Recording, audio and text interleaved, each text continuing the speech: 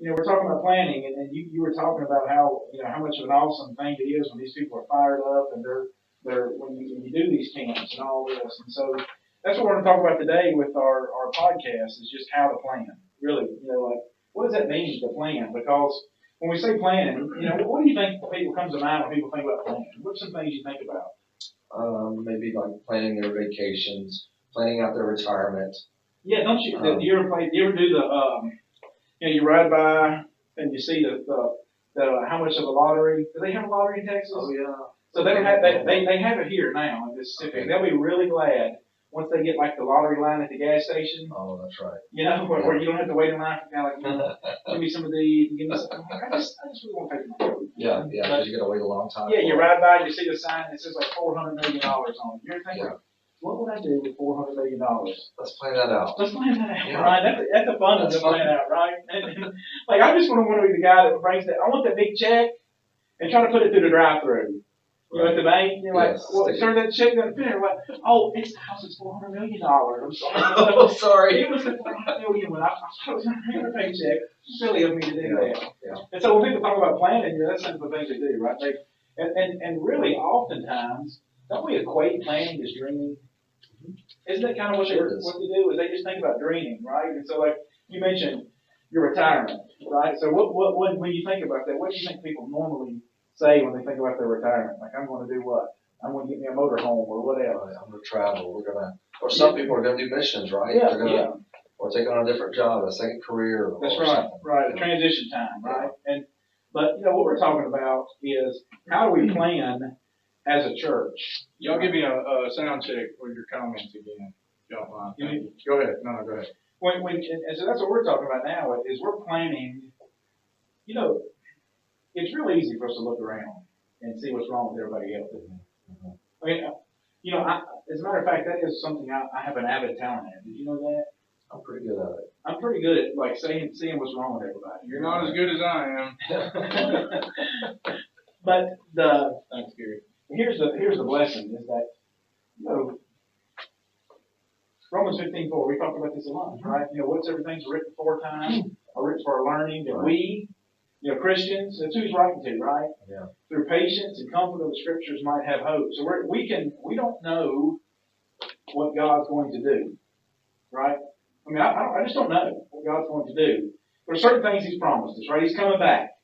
He's going to save the faithful. He's got promises that He's done, but we can rest on what He has done, right? And so we can look backwards, and so then it's up to us now to plan, right? I mean, it's up to us to look at my family dynamic, look at my marriage dynamic, look at my congregation's dynamic, and there's no like one size fits all, right? Do you get people that? What were you telling me about the legacy camp that you were worried that if it came east that it wouldn't kind of have that same feel? Yeah, well, we were talking about this because we've talked about it for years, duplicating it different places. And Joe Wells, our friend Joe, has been talking about, look, we need to think bigger than just Oklahoma, right, in this region, right? And so, but then you have that fear of, well, what if it doesn't have the same spirit to it? Mm-hmm. Because that's what we want. We've built something here that has a spirit where we're accepting of where families are beginning. Mm-hmm. Some of them are coming for the first time to check this thing out. And what I loved about the camp that we met at was hearing about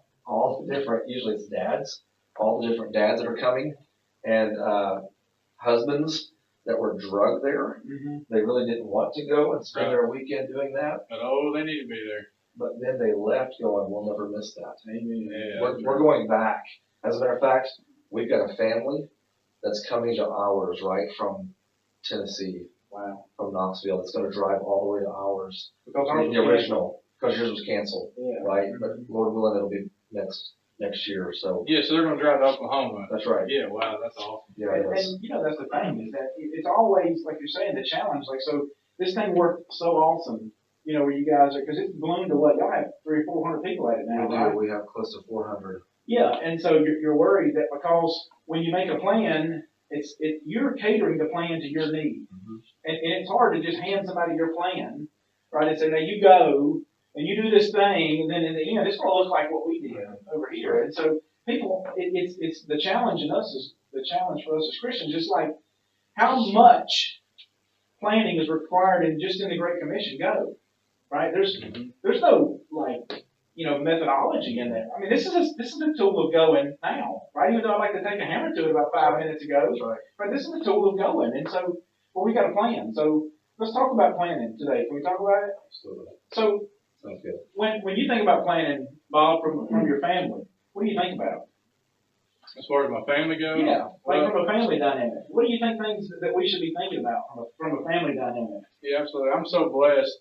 And just to tell you a little bit about me, Steve, is I asked my parents a couple of years ago before I preached a sermon. I said, "How far back can we trace Christianity, in our family?" Mm-hmm. And so my dad, he can trace it all the way back to it's about 6 generations in the church. Amen. And so there was my grandmother's grandfathers. I guess it'd have been my double great. I don't know. I heard you said that. A long time ago. Yeah. He and David Lipscomb would debate with others on his front porch, in Tennessee, and so it's pretty cool. But my great grandfather, he wrote a book called The Way of Salvation, and it was published by the Gospel Advocate in, I think, in 1895.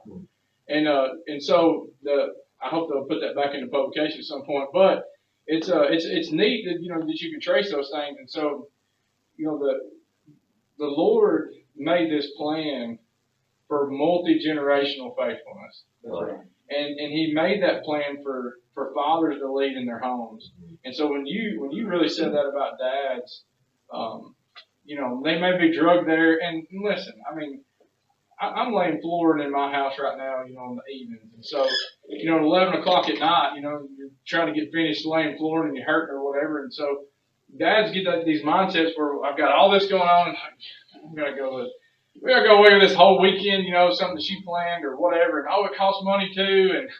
And I got to check my food plots, or I got to watch a sport game, or whatever it may be. And so to hear that men are, they leave there and it's like we're never going to miss it again. I mean, we really need that church. So that's what I think about is multi-generational faithfulness, and not just, I don't want to just get my kids to heaven, but I want them to get their kids and teach their kids to get others to heaven. That's right. Amen. Isn't it a challenge? I mean, that in and of itself is like, now my family dynamic is different than yours, and different than yours. Mm-hmm. And so, what is it going to look like for us? And so that's why we've got to approach this thing. And I don't mean that we boil Christianity out to some systematic, stylized version to where it's got to be, our little trivia sheet pages or whatever. But we've got to go about it with a way, right? Right. I mean, I can't just hope that my kid, like I can want that. Like we talked about, like I can ride by and I can see that sign for $400 million, and then I can start dreaming, right? I can dream that my kids are going to be faithful. I can dream that my grandkids are going to be faithful. But how am I getting there? That's right. I mean, isn't the Bible? I think about the biblical narrative, and you see the ebbs and flows of Israel, for example, and it always goes back to the leadership. Every time. That's right. Every time it goes back. And so you can use Israel as this model of the home, right? Right. So as their leadership falls off the wagon, what happens? Everybody. And each time they try to bring it back, look at how much more difficult. Look at how much harder it is when they have to try to come back from this, whether it's Hezekiah or Josiah. We found this book. We found this book here. And so, you think about how hard it is to come back. And so, there's always this idea that we can wait. That we can, I'll put it off another day. I'll do this, I'll do that. And so, but the longer you wait, look at the Israelites again. The longer you wait, the worse it gets, right? That's right. Josiah goes, look at this book. Or the servant says, look at this book. And he starts reading this book and brings everybody, call everybody in. Yeah. Right? Bring everybody in because we got to read this now. Yes. But what did they have to do after that? They had to go and tear everything down. That's right. How long did that take? Oh, man. They had to go tear everything down that his father, his father's father, right, had set up with the Asherah poles and Baal and all of this worldly mess. Right? I mean, they weren't even using anything that God had given them right, That's right. anymore. Yeah, they're trashing the temple. Yeah. And I just can't even imagine that, right? They're trashing God.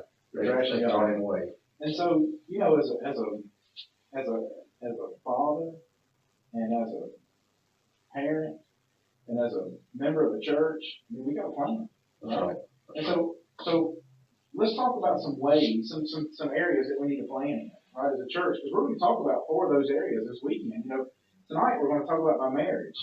So let's talk about how I can plan in my marriage, because I know that I don't think there's nobody that can't look at their, at least I hope, nobody that can't look at their marriage and say, you know what? Oh, mine's perfect. Yeah, right. Right. When you get to that point, you really need to start pumping the brakes. That's right. Right. And you talked about Israel, and really and truly, it started with Solomon and his foreign wives. When you look at 1 Kings 11, in verse 4, for it was so when Solomon was old that his wives turned his heart after other gods, and his heart was not loyal to the Lord his God, as was the heart of his father David. And so it all began. Well, you could actually kind of go back to David some and kind of his lack of fatherhood and that type of thing. But Solomon right here is where the kingdom's fixing to get split. Mm-hmm. And it's because his wives, he took these foreign wives and they turned his heart away from God. That's right. And so the marriage it's so important. And you look at, this marriage affected the family, and then the family affected the whole kingdom. Yeah, sure. And don't you ever For see generations. forever? Yeah. So you figure after this point, the northern 10 tribes are carried off. Mm-hmm. I mean, essentially, from this point, you're going to have Jeroboam, Dan, and Beth-Kaz.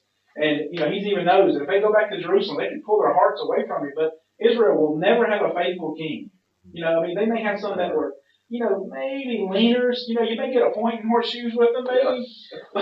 But they're But never, not to be considered righteous. Yeah, nobody that's going to be a faithful king. That's And right. so, ultimately, this is the end of every tribe except for Judah and Benjamin. Yeah, that's it. And whatever Levites that are scattered around. Yeah. And so, don't you think that sometimes, I think about when I'm planning for marriage, one of the things I have to think about is, I got to plan who I'm going to marry. Mm-hmm.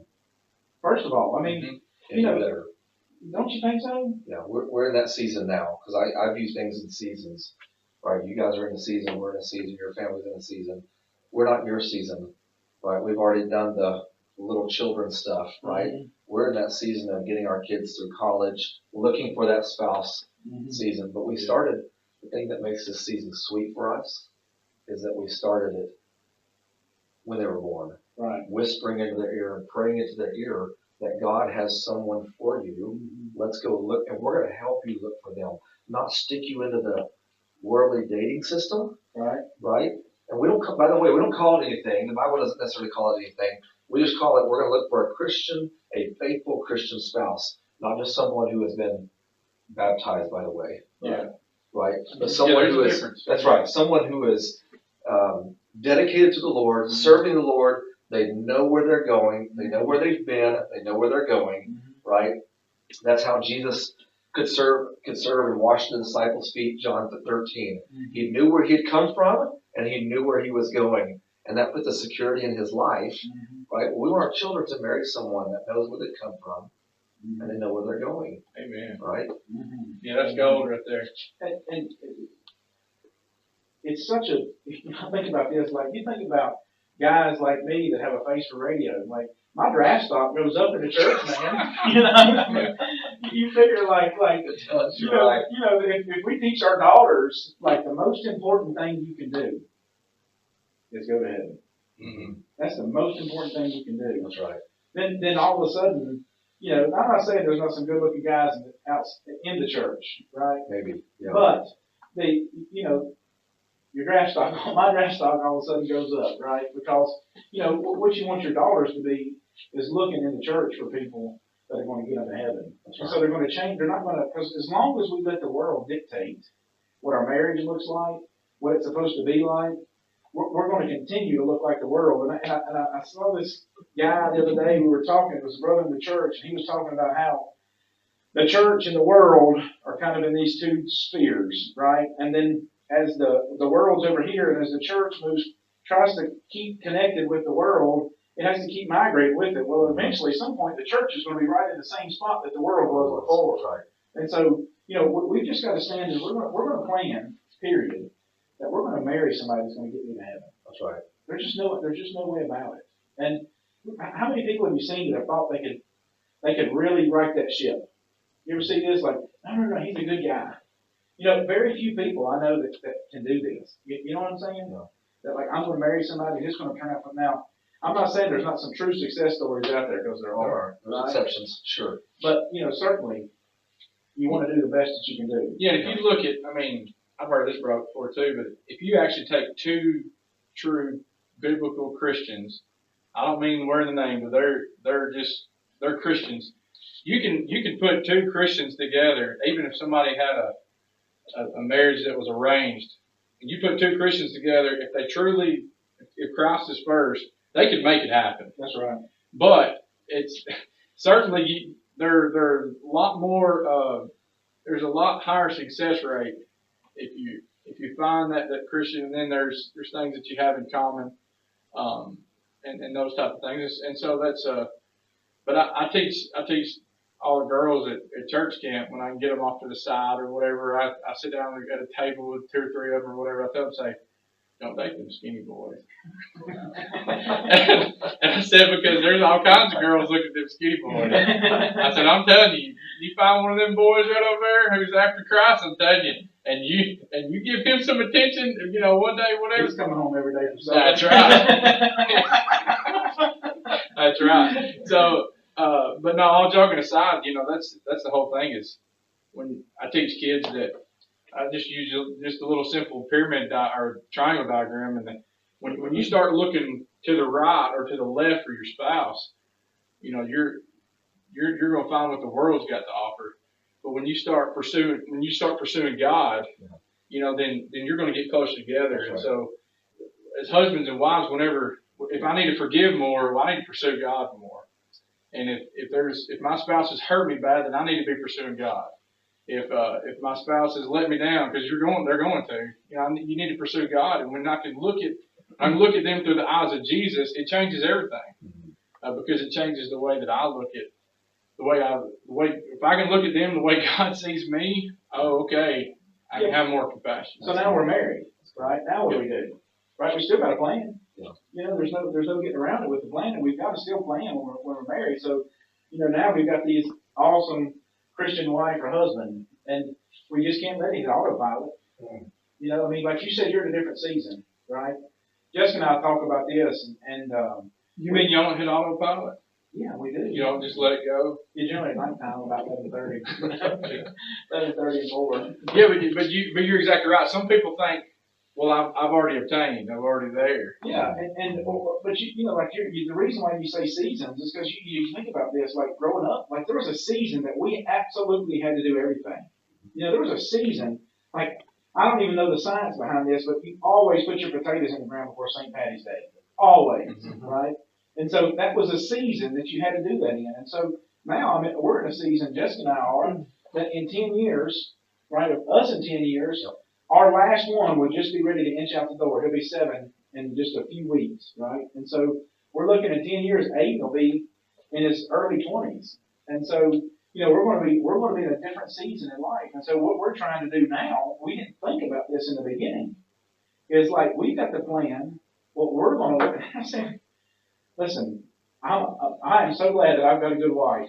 Okay, I'm just going to tell you. Me too. But we try to plan. And so I'm not trying to say use us as a model, right? because we got problems. But I say that. Go ahead, I'll open up. Yeah. Please help me. No, I don't mean like we got problems. Right, we know. But we've got You're real, Chris. We've got a family dynamic that's different. I'm blessed to have Jessica as a wife. She's awesome. And she wants to work on these things together. But we realize in 10 years, like right now, every morning, like it's homeschooling, it's getting the boys up, it's getting them fed. Liam's up at 6 o'clock in the morning eating with me. Aiden's up an hour later gone fishing at the pond. Ryan at me. But we got all these boys that take our time throughout the day because we want them to go to heaven. Yeah. But in 10 years, it's going to be back to Jessica and I again. And so we don't want to lose this bond and relationship. So let's talk about that. All right? So, in the beginning, did God create husband and wife relationship or father-mother relationship first? Yeah, great point. So husband and wife is first, right? Amen. Now watch, we got to get this right. We have to parent out of the husband and wife relationship. I want to talk about this tonight. Okay, we don't with our people. No, it's okay. It needs to be said again. Okay. Because some people, for the first time, it shocks them. Because when they have a child, that child comes between mom and dad, and rightfully so. Even in our pew, right? They sit between us. We have to trap them in, right? So they don't get out. Tether them. But it's that's sort of a word picture for, that's the way it stays until they're gone, and that's not the way it's supposed to be. Right? At some point very soon, after you're done training them here, is they need to sit over there or over here. Because in other words, the idea would be, we've got to parent from the husband and wife relationship. They have to see that we are the team, and you don't play us against each other. There's none of that, because it happens all the time, doesn't it? Yes. So when that time comes that those boys in 10 years are done, you don't even know her anymore. Yeah, I know. Because they've been the center of your lives. They've been the article of worship. That's right. And that marriage needs to be Christ Jesus, but that marriage needs to be the center of their lives so they can see what a marriage looks like, right? Yeah. I mean, what greater example is there than you to show them what a marriage looks like? And to show them what Christ. Well, that's true. And that's what Paul said, looking at, he's like, I'm telling you this, but I'm telling you about Christ in the church, and so that's the greatest examtle. And that's why he can use that. That's right. I mean, because no matter what kind of, like, I had a guy that he was the little kiosk at Sam's that sells your cell phones, right? Yeah. So I meet him, walk up to him, and just happen upon him, set up a Bible study with him, right? And end up baptizing him. Okay? So he's at my house one day, and he's literally looking at my refrigerator, and I'm sure my refrigerator's like yours. It's got everybody's families on it. My family, Bob's family, people. Ours. People. We do. But don't look. Jessica, I need you to do something real quick. But Steve's wife goes to the restroom. Start a fire. But he walks up to my refrigerator and he looks at it, and I won't say his name. I doubt he's listening, but I won't say his name. But he looks at the refrigerator and he says, I used to hate families like this. And I said, well, why? He said, well, I watched my daddy kill my mama.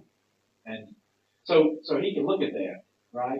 And there's nothing about those pictures that told somebody's story, right? They're just this, and it may have been the 48th take they took to get that smiley picture where somebody's not picking their nose or whatever. But that picture paints that picture of this stable environment. Yeah. And so that's why Paul in Ephesians 5, through the inspiration of the Holy Spirit, no matter how bad it looks, from where you're at, you still know a good one when you see it. That's right. And so that's why the world needs examples, right? They need to see that we can still do this thing. That we can yes, we make mistakes. Yes, we have, our dynamics are different in each one of our families, and we have to parent with purpose from a different perspective, everybody. But we're going to do it this way. We're going to have this model so that our kids can see that, listen, this is not about you, right? This time requires some of our time. Right. That's what you're getting. You're getting some of our time right now, but you're not the focus here. Otherwise, it turns into a family of manipulation, right? That those kids are manipulating the system, as it were, the family system, to get what they want, so that they stay first and not the marriage first. But see, if you reverse that, where the marriage is first and you're parenting from the husband and wife relationship, then it builds security in them. It builds a foundation. That's what they want ultimately. Right? We used to have this game where I would come home or whatever, or Stephanie would be cooking and I'd go in there and just grab her and hug her, and our youngest would always come and fight to get between us. But the game was we would never let her, right? We would never. And while that was a game, it's still sort of showing our children over and over and over again, right, that we are together in this, and you're not going to come between us in this. And they find safety and security. That's really what they want, even though they would love to be first. Yeah, that's right. Every time. That's why they test boundaries. And they're smart. They just want to know how far they can go. Yeah. That's what it is. They want to know what really it looks like. That's why boundaries, the ones that they're testing, They're building them in their mind. Like that wall, I can run as hard as I want to, and even if I don't believe in gravity, jump off a building, right? You don't have to believe in it to make it work, right? And so our kids do that with boundaries. That they build these things in their mind, and they need these lines. Yep. She said, "Us problems never." Yeah.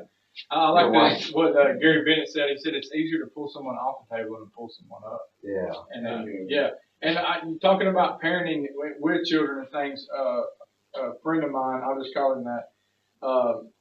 He grew up in the church. Dad preached for 45 years, but the parents never fought in front of their children, and so they never argued in front of children. And so what they always, if they had a disagreement, they would take it to the bedroom, and so they would hash it out there and they come out. Well, this friend of mine, like the first 6 relationships, every time whenever he would get into a deep relationship with somebody, there would be a problem, he would end the relationship. And the reason is because he never saw his parents problem solve. And he thought that they never argued. He thought that there was never a problem in their marriage. And so it's good. It's good for children sometimes to see their parents even make mistakes. Yes. And to see another parent how to come back from it. That's right. And how to love later and not. Man, I was really hoping you were going to say it's good to let your kids see you fight. I was like, nailed it. Oh, you got it. We got it. Yeah. So that's a check mark. I thought I heard your address come on the police camera. I was handing out coffee. That's what it was. That's what it was. I was sending you to the cops. Right. We just so anytime you hear that, it's what's going on. We do it a lot. Yeah. Being a blessing. Right. Yeah. So we talked about marriage a little bit. So then how do I plan for my family? Right. So that's a different dynamic then, because my marriage is something that is these things that is. There's really only 2 divine institutions, right? The marriage and the church. And so with that, there's kind of the big bubble is the marriage, and then all these, because you don't have to have kids, right, to go to heaven. You don't have. There's a lot of things you don't have to do in order to go to heaven, right? But now that you're blessed, you got these arrows in your quiver, right? So how then do we plan? And give us some pointers on planning for our family then, whatever that means. So absolutely, to me, I think continuing to keep an eternal perspective on everything. What do you mean by that? We're talking about how are we going to educate these children? We got it? Yeah, keep going. How are we going to educate these children? Right. We need an eternal perspective on every single aspect within the family when it comes to raising our children. And so everything we do needs to come from the Word of God. It needs to be Christ-centered. It needs to be eternally centered. So we need to really point out that whole Leviticus 22 with the stoning of the kids. Is that what you're saying? That's right. We just need to always make sure that's on the table. That's right. Say this, boy. And it isn't. So I am the first generation of Americans that is going to come up now where they were told not to spank your kids. Mm-hmm. This is a 40-year-old thing now, right? So don't. It's just bad to spank your kids. It's just bad to give your kids discipline. Well, you know what? 40 years later, how's that turned out for us? Right. Can we not see that now we're trying to point another finger of blame. That's what we're trying to do. And so, the hard part about it is so there's nothing wrong with us, right? God made us. There's literally nothing wrong with us. It's just our decisions that we need help with, isn't it? And we make it a practice in our house to never say bad boy. We can say bad decision because we want them to always think about this is, if your boss comes to you, he's like, you messed this thing up. What's wrong with you? Are you stupid? And you say, well, yeah, you hit the nail on the head. What else can he say? Disarm you can't fix it. But your kids, right? And so, you don't say, well, why are you doing this? Are you tired? Why are you doing this? Don't get, it's your decision. I got you here. That's right. And so we just decided that we wanted to instill in our kids, it's the decision-making process. We want them to understand, because a decision is what gets you into Christ. A decision is what will determine every little path that you'll segue in life. But that implies that you got a plan. You got to think about what it's going to do. And does my 6-year-old really? Can he think 10 years down the road? No, he can't. But if he does something wrong, I was asking, was that a good decision or a bad decision? Because I'm just trying to instill that decision making in their mind now. Yeah, that's right. We have a young family that every couple of years they'll come to our house. They actually live in another country.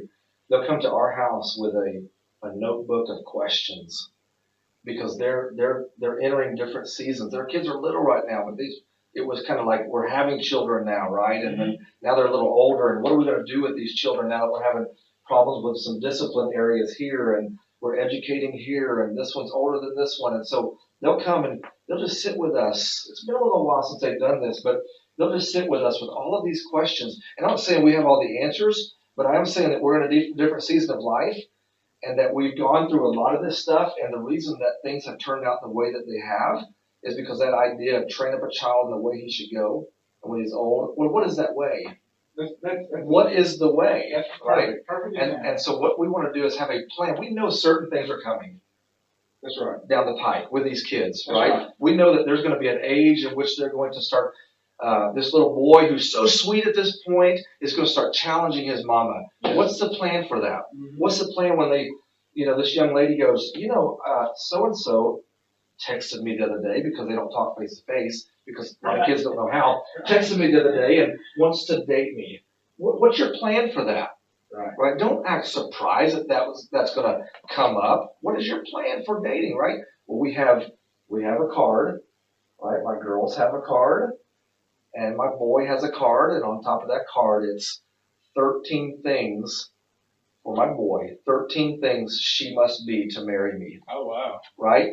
Mm-hmm. Same with them. 13 things that he must be. Now, there's other things, obviously, but these are 13 major things from our perspective. Well, they've had that for years, way before the concept of dating was, entered into their head. And so, to me, that's that doing stuff, planning on purpose, being diligent about.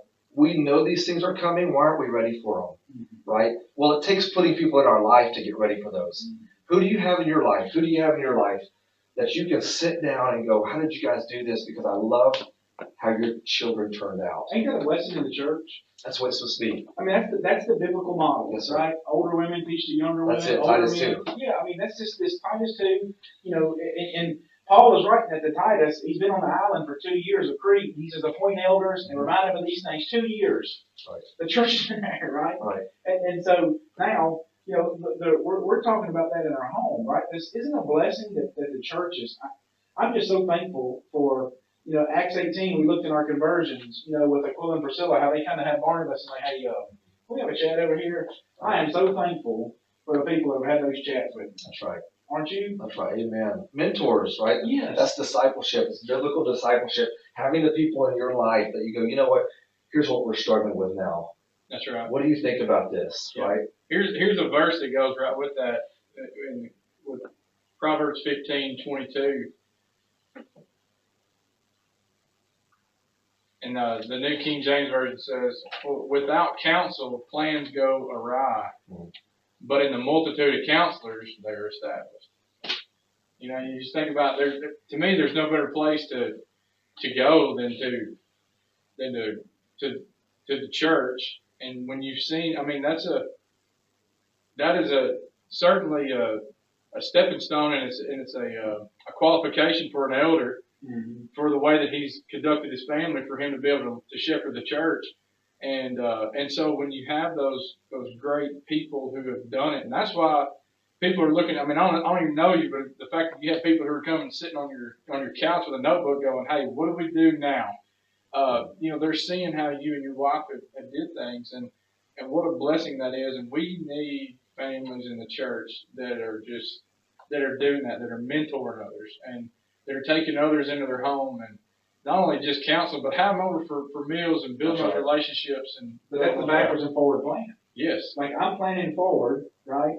And you can help me plan backwards. That's right. That's right. That's right. And so that you figure that at 40, now is the first time I'm standing with my hand on 2 generations. That's right. Right? I've got the guys that are just ready to go into college. I can say, hey, let me tell you these things. And I got the guys that are 60 that I can hold their hands that their kids are gone and now they're inched out of the house, and they can come to me and say, hey, let me tell you, you're buying something now that you're not going to want to pay for later. That's right. Yeah, that's right. And because I want the plan. I know that I can hope all I want, but if I don't plan for my marriage and for my family, I'm just gonna make a mess of it. Amen. No matter how good I want to, I don't think that nobody really, I mean, I know some people like the drama with their mama, right? But most people just don't want that in their lives. Right. And so that's why it's important to plan. It'll get you on Maury Povich, though. Yeah, right. Jerry Springer. Exactly. I still got your episode DVR. I need to feel better with myself. Oh. Well, we have grown from that episode. Yeah. The DNA test came back good, though. So, you figure, you plan for your marriage, you plan for your family, but I can't deny that I'm the centerpiece of that whole thing, aren't I? And so I've got to plan for me. Yeah, it starts with me. And it's not that plans can go awry, can't they? Mm-hmm. I mean, how many people do you know? I mean, there's certainly, like some people that come to my mind right now, and I don't even know if I want to say who it is, because I don't want to step on anybody's toes, but I know there are good people in the church that have had horrific things happen to them. Yes. Yeah. I mean, my grandmother lost her spouse at 40. Mm-hmm. My dad was 7 years old. And so what do you do then? Well, he was an elder in the church before he was 40. And that's crazy to think about, and it's in a church. And he's still an elder. Well, no, I'm saying my grandfather. And you're steadily walking this table up. I know. We're trying to keep it from going awry. Yeah, we're just going to rock the wheel. But my grandfather was an elder, and before he was 40, not my dad. And but he passed away at the age of 40. But the things that he built in his family with his wife, and fortunately my grandmother was just a rock solid Christian. Mm-hmm. But my dad didn't become a Christian until after that. But that's just an example. I mean, things happen. Good Christians pass away. Good Christians get cancer. Good Christians, have life-changing events in there. I mean, exactly. You think about somebody that's been crippled. You think about somebody that all of a sudden they're going to have to serve the Lord from a new capacity, and so it's that. But I am still the centerpiece of the whole thing. So like I can depend. Like I'm so thankful for Jessica and her faithfulness and her diligence. I love when I come home and she's got 5 Bible questions for me. I just love that. But it's still right? I can't depend on Jessica to get me to heaven, right? I can't depend on my boys. I am the I in the whole equation. I am the centerpiece of the whole thing. Not that it depends on me, right? But I have got to work on myself first. Yes. Right. It's just like if somebody's drowning and I can't swim, the worst thing I can do is what? Get in the water then. Yeah, get in the water with them. And so I've got to plan. Huh? 2 people drown. Yeah. Right. And so just who's first? Right? That's right. Which one goes first? And so I've got to work on me. Yeah. And really, the thing about marriage and the thing about kids is that you have this unique ability to look and say, like, I just don't want my kids to do that. I don't want them to back talk. I don't want them to. You fill in the blank. They're right? going to. Yeah. Or I want my marriage to look this way or whatever. I don't like when my wife does this, right? So how can we work on that? How can I get her to do that, right? All her fault. I don't like when my husband, but it's got to always be me. And so that I am the center of the whole thing. Yes. Not that I'm like I'm Mr. Important, right? But I have got to. That's what the parable of the 10 virgins was about. Yeah, there's got to be self-reflection. And that's what I was talking about with that pyramid thing, is if I look at God first, then I've got to look at how whenever I take the Lord's Supper, I'm not examining my wife's life on Sunday morning, I'm examining mine. And so there's got to be that self-reflection. And so when I look at the cross to see my wife, then it changes everything. That's right. So as we talk about looking inward, I really don't think that as men, we're going to go very far until we set like doable goals. What do you mean by that? So, you say men as humanity or men as the us men, right? Women too, but we're talking about us. Mhm. I'm talking about me. Mhm. So if I want to lead my family, my wife to heaven, I want to lead my children to heaven, and I want to lead others we can be an example to others. Then you're exactly right, Brother Chris. It has to start right here with what I'm doing on a daily basis, right? Right here today. What am I doing today to make that happen? We talk about 10 years. Well, 10 years is great. We can dream about that and talk about that. But if you ain't doing the thing in the next 10 minutes, that's going to get you to the 10 years, then what does it mean? Nothing. And so my dad, he always trained us, two of us boys in the family. He always trained us, look, the world will step out of the way and move out of the way for the man who knows where he's going, and it will help him get there. And the idea is you set goals for your life. Set goals for your life, and the world will actually, as the world figures out that you are headed somewhere, it'll help you get there. It'll move out of the way and help you get to that point. What do you mean? So I've always had goals Mm-hmm. in life, and I think for me, and I'm not telling you can't go to heaven without doing this. I'm saying though that you can achieve a lot of things in a lot less time. You don't need the 10 years. If you set personal goals, personal standards for your life. So for example, when we have internships and I get a young man or even an older man. Older men don't even do this very often. To sit at my table in my office, then the one thing I'm going to train them to do is to set these goals for their life. Right? We're talking about short range goals, 0 to 12 months, and we're talking about 1 year to 5 year goals. Things that meet the criteria of MAPS, MAPS, right? Measurable. These are things that are measurable, things that are attainable, things that are personal, and things that are specific. Chris, I'm using that as a sermon. No, I already have. No. Okay. I'm preaching Sunday. No, actually I am. Next So, Sunday. so the idea would be, I'm going to put things on there, spiritual and physical, right? We're talking about, well, I can give you several examples probably. Yeah, I mean, I started, guys are that way. we think this way. I'm going to go to the gym every single day. Yep. You know, or I'm going to make sure that my food plot is correct. I'm going to check my cameras or, you know, whatever it may be. Make sure my shotgun's clean, whatever. But go ahead. Well, the reason I'm a reader now, because I was not a reader as a kid. I hated reading. I just wanted to be out playing ball and shooting guns and playing at the creek, right? Mm-hmm. That was my lifestyle. But the reason I became a reader was because I had that as a goal, to read every day. Mm-hmm. Because I think a leader is a reader. I think if you're really going to lead in the church and in your family, you got to be someone who's in that book right there and who's studying, not just reading, but studying that. That has to be a goal, right?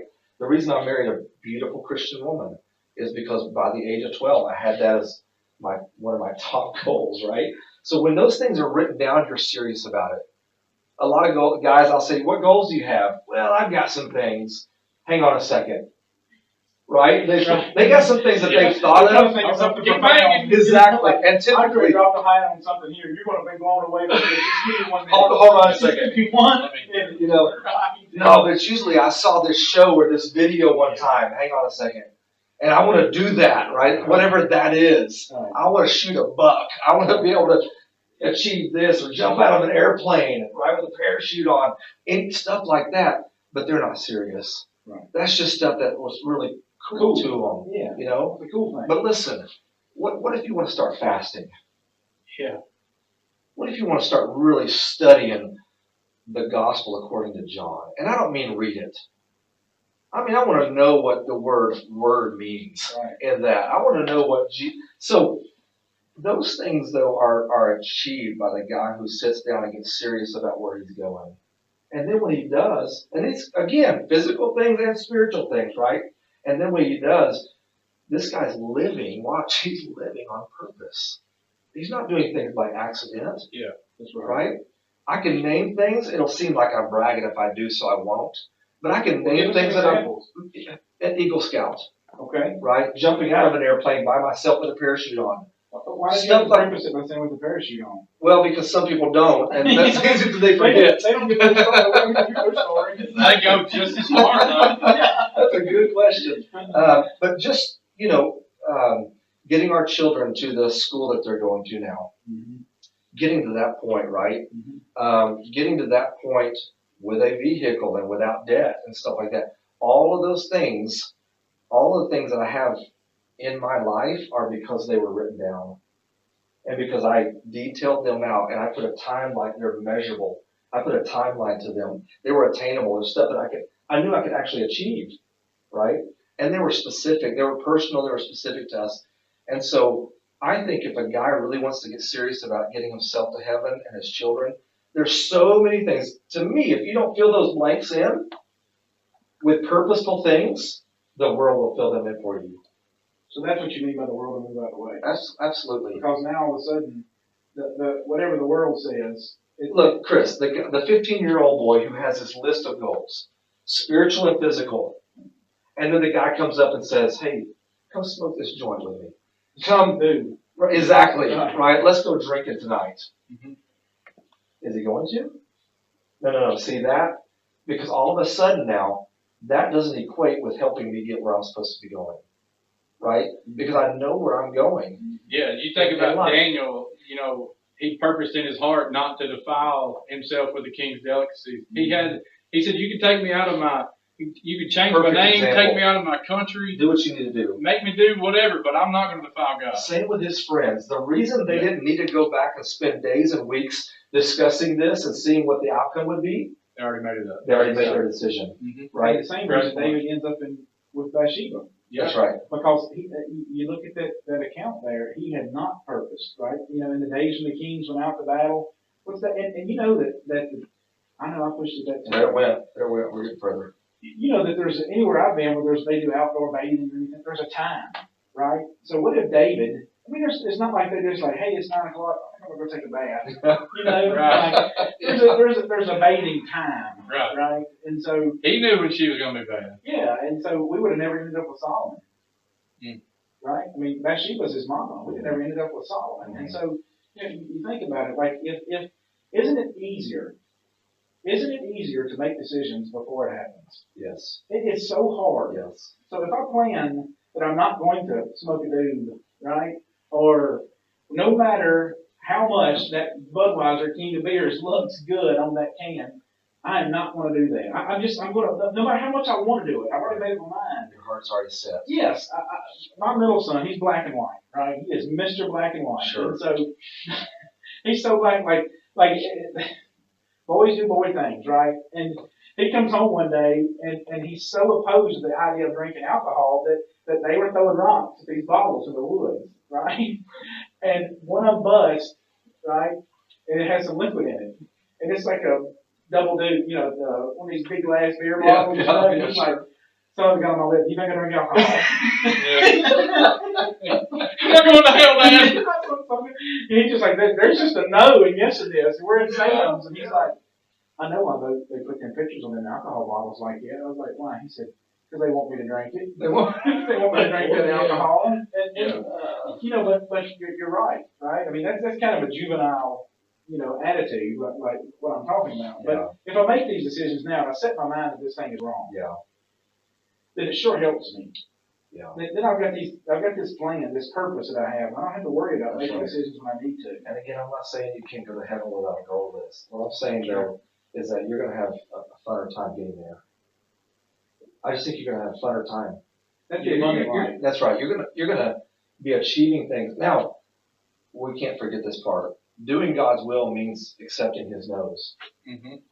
Right? Sure. It's accepting, I'm going to let Him take this wherever it needs to go, but it also means when He says no, or stop, or it's not going to happen, then I'm totally fine with that. And my spirit's totally fine with that. That's what He told David. That's exactly right. 2 Samuel 7, when David, he says, listen, Nathan, all this time, the ark's been dwelling in tents. Let's make a house for it. Nathan's like, that's like a good idea. Right. That's a good, he's like, that's, you know what? Well, I got this fancy cedar paneled house, sense, right? Let's build a house. And God says, whoa. Time out. I'll tell you what I'll let you do. I'll let you stack up nails, right? I'll let you get some of the materials together, but you just can't do it.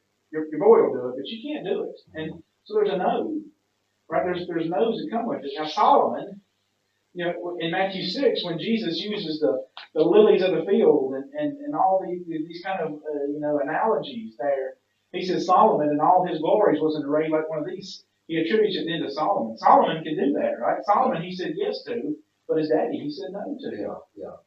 And so both of those, it was a goal that David had. It was a righteous goal. It was a goal that ultimately came to fruition. Right. So it wasn't like he was doing something foolish, like, hey, let's set up another one in Bethel. Let's get one in the north, right? You know no. He wasn't doing that. He's like, I know we're going to do it right. Cross all our eyes and all these. No. So we got to be those kind of people that can understand the no's. Yeah, that's right. But back to your list, I mean, I think that's awesome. I want to get a copy of those. Sure. Those cards, that's awesome. And we've already been going for an hour and 7 minutes. Of course, I know we had those hiccups in the start, but I want you guys just to kind of, as we close out, I think about the church, and of course that's what we're hearing. That's what this podcast is all about. But of course, unscripted was kind of born from us is that life doesn't necessarily have a script, but so we need to fill it with scripture. But when we look at the church, and I think that's the last thing that we're going to look at this weekend. And so we encourage everybody that this is kind of just we've circled the wagons, as Chris has said, with our church family with COVID standards and some of those things is a family weekend, family focused weekend, where our families are truly focused in on what they should be focused in on. Yeah. And of course we've set those sights 10 years down the road, but as you said, we need to focus on the 10-minute thing. But when we look at the church today, and we look at the numbers, and we're so blessed here to have a congregation that's growing. And we have a congregation that's, I feel like, has their sights focused. And Chris will just tell you, if he hadn't already, that we're just surrounded by so many awesome families and so many great people and Christians. Yeah. But when you look around the world, the church isn't necessarily that strong. In fact, you can go miles down the road or hours down the road, and you can see where maybe the church isn't as strong in some areas. And so, I guess to close out with you two guys, what would be kind of if you had one suggestion or one thing to kind of reference people as far as planning, what should we be planning for as far as the church goes? I'll let you take it first, Steve. Okay. I'm going to drop something big. Are you? Yeah, I'm going to Google it. That's what I'm going to do. Hang on just a second. Hold on. Training our boys to be leaders. Amen. It starts with leadership. And doing that full time. Not a hit and miss class. Timothy class every now and then. Full time, training them, instilling in them, sowing seeds into their hearts that they need to be leaders in the kingdom. Because we've got way too many men sitting back with their arms folded. There's a lot of men that think they're going to heaven, and they won't because of their pride. Their pride will keep them back from heaven. Can I tell you something I tell my boys? They're the lazy people. That's right. I just want to make it easy for them. That's right. Not easy in the sense like it's an easy job, but I just want to make it as simple as I can make it. There'll be lazy people in there. Yeah. If the church fails, it'll be because of the men. Mm-hmm. Yeah, I mean, it's God's plan, right? I think about that it's almost complementary to what you say in that I want to create a vacuum. But what I mean by that is that I want to create this. So, you can take two mirrors and put them together. Yeah. And they won't fall apart, right? Mm-hmm. Because it is zero atmospheric pressure. We say that space is a perfect vacuum, right? So you tear open, you see the space movies and stuff like that, where there's a hole, breach or something, something gets sucked out into space, somebody gets sucked out, it's because there's a vacuum, right? It's drawn through that hole. And so what I want to do in the church is I want to create a vacuum. If we can create a vacuum, we can create this way that we can draw people inexplicably, right? Whether it's through leadership, whether it's through influence, whether it's through pattern Christianity, whether it's through the way I serve, all these things, I create this vacuum, right? So that I can create this force that is undeniable, right? You cannot get away from a vacuum. You walk by a vacuum and it pulls you. You have to purposefully pull away from a vacuum. And so if we can have guys that, I use this term sometimes, white space, right? So you got all these qualifications that an elder is supposed to have, but there's so many things that aren't written there. Sure. right? And I'm not saying that we're going to supersede what the Spirit would outline in 1 Timothy 3 or Titus 1, but there's this model of this person there. This person, what he's done is you can look at this person and have confidence that you can follow him. Yeah. That he's got a vacuum behind him. Yeah. And so if we want the church to look that way in 10 years, we've got to have men, people that can stand up and move in that direction and say, we're going there. Amen. We're going to go there. Yeah. Amen. Man, Steve, I appreciate you being with us today. Thank you, Brother Chris. And we look Honored forward to be with you both. Absolutely. And you can tune in, check out our Kingston Woods Church of Christ's Facebook page as well as our YouTube channel, because we'll be streaming Steve's lessons this weekend. And so we may have to mix up the Facebook and the YouTube for the ladies session because we're going to 11 o'clock Saturday. We just really want to create this organic kind of growth within too, and follow that biblical pattern, Titus 2. And so we're going to have 7 minutes of wisdom from our ladies and 7 minutes of wisdom from our men. So that may bust in half. Yeah, we may have to put one on YouTube or one on Facebook. So, and if for some reason you're catching this podcast at a later date, we're talking October 2nd, 3rd, and 4th of 2020 right here. I want to leave everybody with this verse. Is the counsel of the Lord stands forever, and the plans of His heart to all generations. And so if you're going to make your plans with God, make them big, but make them about His